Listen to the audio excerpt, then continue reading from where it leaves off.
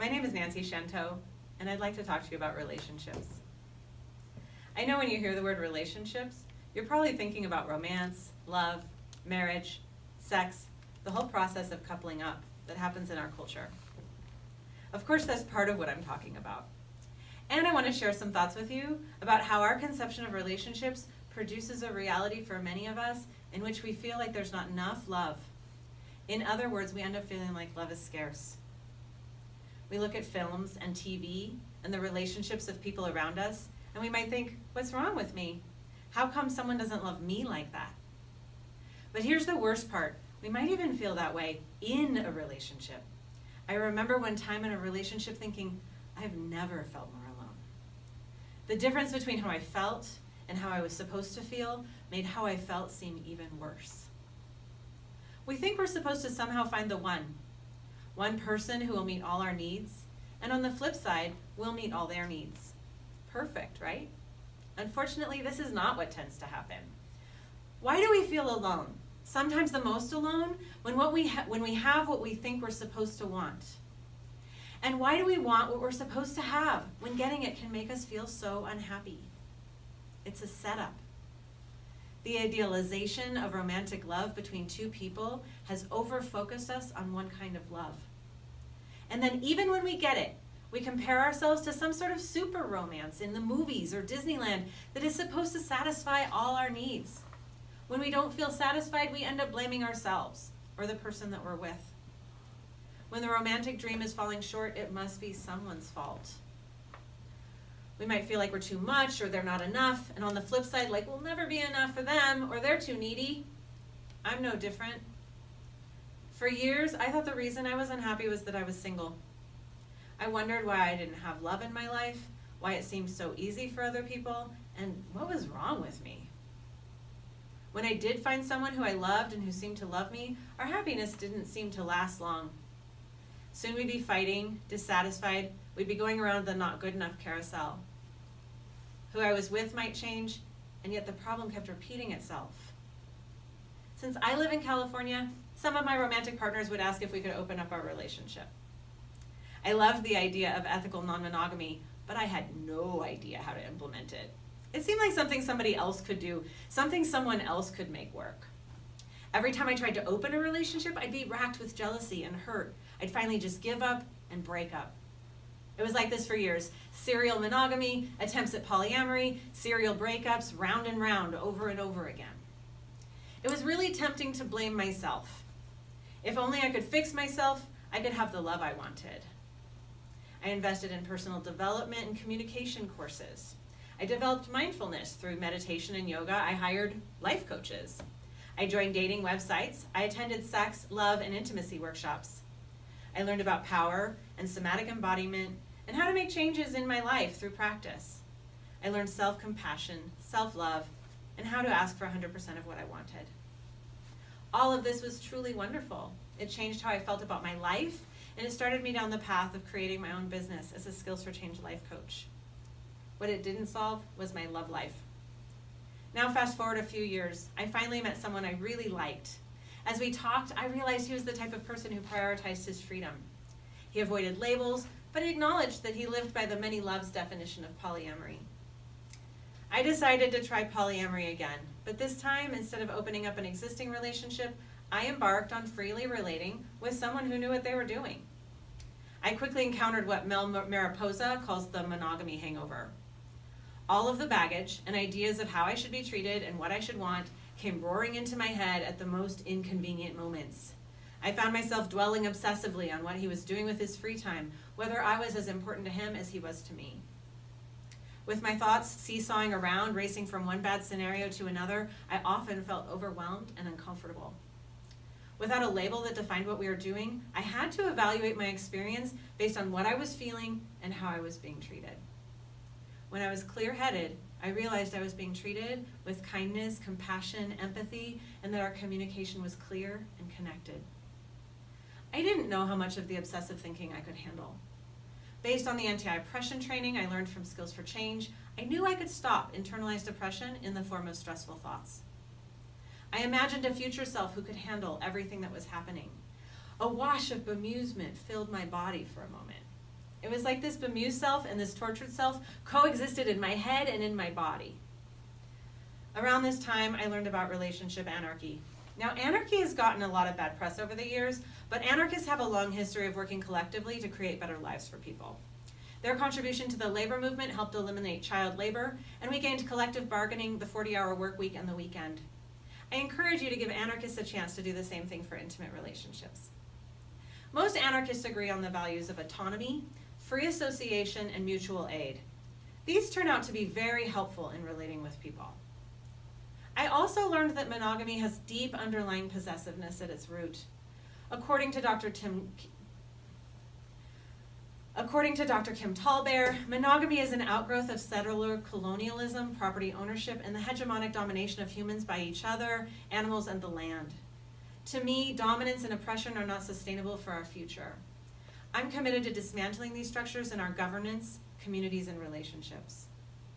With a lot of work, one step at a time, I eventually got over the monogamy hangover. I learned, 1, I really like knowing that the person I'm relating with is freely choosing to spend time with me.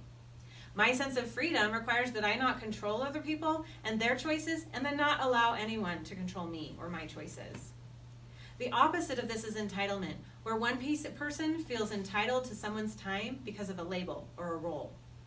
When someone directs their attention elsewhere, even to themselves, it can feel like a betrayal of the relationship and its importance. Entitlement over someone else's time and decision-making is completely unsustainable. 2, I love living alone, and I prefer to share time with someone who it suits me, and not by default. The community calls this lifestyle solo polyamory. Solo polyamorists talk about how role-based, hierarchical relationships often result in enmeshment, where we give up our freedom in exchange for some sort of security. Most solo polyamorists don't share finances, and many don't live with their sexual and romantic partners. Hierarchy, you might have heard of primary and secondary in polyamorous relationships, that exists when people recreate the rules of monogamy and coupleism. When we attempt to secure our own safety, we end up taking away other people's choices, and worse, we attempt to control other people's relationships. Even though it seems safer, this attempt to control tends to leave us feeling worse. It takes away our own experience of feeling chosen. We end up focusing on how they would choose the other person if the rule didn't exist, and we feel less valuable and less worthy of being chosen ourselves. 3, it feels really good to enjoy someone's happiness, even when that happiness doesn't directly include me. Just imagine somebody eating a really good peach across the room. You can feel the juice coursing down your mouth and coming into your body. So sweet, so good. Polyamorists call this feeling compersion. It functions as the opposite of jealousy. I learned to practice compersion on the partner dance floor by enjoying other people dancing and enjoying my own dances. People often think jealousy is about other people's behavior, but I've learned that it's much more complicated than that. Jealousy is a compound emotion. It tends to include feelings of shame based on experiences of powerless, as well as fear of being left out or abandoned, of losing control, of being socially diminished, of being less valuable or lovable, and of not being important. The antidotes to jealousy often include figuring out what's 100% of what we want and why we want it. 4, the people I'm relating with sexually can and do relate sexually with other people. These other people know about me, care about me, support me. I know about them, care about them, and support them. The polyamory community calls these people metamors. I've discovered that instead of the competition I was expecting, I share deep, loving, connected relationships with these wonderful women. And the first time I witnessed 2 people I was relating sexually with, both dancing together on the partner dance floor, I almost fell over with complete happiness. Competition is much more likely when there is scarcity. People start to think of themselves and each other's as objects that can be stolen.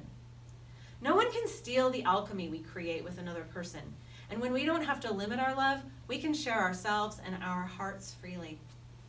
5, in relationship anarchy, we really value all our relationships, especially our friendships. When we limit sharing our lives to only relationships that include sex and romance, we have to find one special person in order to make our lives work. In her book, Minimizing Marriage, Dr. Elizabeth Brake called this idea amatonormativity. She challenges the idea that sex or romance are necessary to create a bond of trust with people, or even that it's a good idea to tie these behaviors together. You're great in this act. Want to buy a house? It doesn't make any sense, really. When we limit our future plans to sharing our life with one person, we often end up waiting to achieve major goals.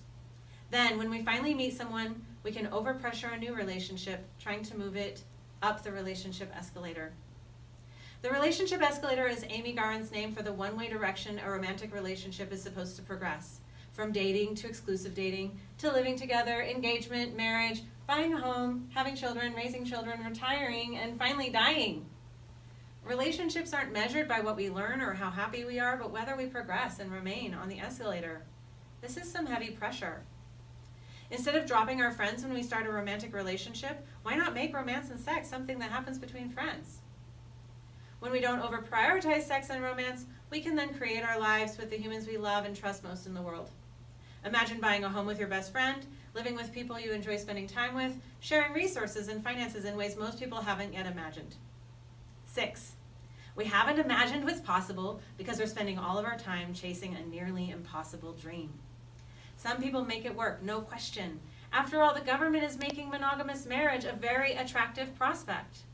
Monogamy as a governmentally supported relationship structure conveys between 6,000 and 9,000 rights, depending on what state you live in. By granting those rights and benefits only to folks who fit the mononormative mold, many people are left without access to resources they need. And when marriage fails, single-parent households are left destitute. We destroyed the village in favor of a nuclear family that fails us and our kids on a regular basis. If the romantic ideal has failed you, left you feeling broken or not good enough, and your loneliness feels a judgment on your lovability, if you envision an inclusive community filled with different styles of relating and more resource-sharing opportunities, maybe some of these alternative relationship structures will work for you. Maybe they'll change your life. They've certainly changed mine. One day, 3 years ago in 2016, my future self arrived and my tortured self started fading away. Most days when I think about my life, I feel overwhelmed by an abundance of love, connection, mutual care, support, and wonderful people. My relationships are so much more than love and sex, and they nourish me in all the ways that we hope, long, and dream to experience. All of which to say, monogamy is no longer the only way to give and receive love. In the United States, between 5 to 10% of the population are currently enjoying alternative relationship structures and co-creating new ways of living and loving. These new ways of relating are allowing people to share more types of love with more people in their lives and co-create new and powerful support networks and relationships. We're learning to receive what is available so that no one person is responsible for fulfilling our needs. Instead of scarcity and not being good enough, how we live and how we love can fill us with feelings of abundance and belonging. If you're curious, you can join a local polyamory or relationship anarchy group on Meetup or Facebook. You can read Andy Nordgren's Relationship Anarchy Manifesto online, and you can begin imagining a new life for yourself. It's possible, it's extraordinary, and you can do it. I hope this talk was helpful to you, even if you don't plan to change your current relationship structures. When we change our perspective, we change what's possible. We change who we are and who we can become. The world needs us to gain this flexibility so we can envision new possibilities for ourselves and our communities. May we become our best selves in life and in love. Thank you.